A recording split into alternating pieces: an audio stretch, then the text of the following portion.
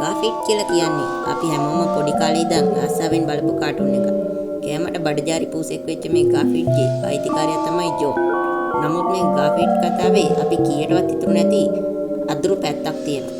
ඉතින් අපි ඉල්ලනවා දිගටම අපිත් එක්ක රැඳිලා ඉන්න කියලා.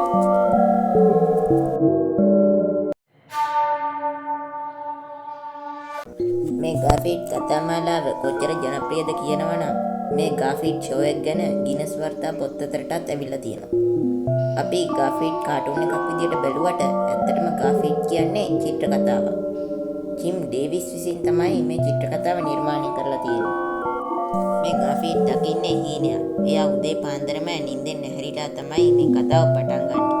මේ ගාෆිට් කියන්නේ ඇත්තටම සැපට හැදිච්ච පූසෙක් නෙමෙයි. කන්න නැතුව බඩගින්න මිය යන්න හදන පූසෙක්ගේ සුන්දර හීනයක්. එයාව හොඳ සැපට බලාගන්න ස්වාමියෙකුයි උරතල් බල්ලෙකුයි එක්ක සැපට ගත කරන සුන්දර හීනයක්. ඉතින් අපිට තව දෙයක් කතා කරන්න තියෙනවා.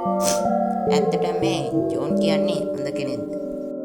එතන පොඩි ප්‍රශ්නයක් තියෙනවා. මේ කතාවේ මුලදී ලයිමන් කියලා චරිතෙකුත් ඉඳලා තියෙනවා. මේ ගාෆිට් චිත්‍ර කතාවේ ලයිමන් කියන්නේ ඕඩිගේ අයිතිකාරයා.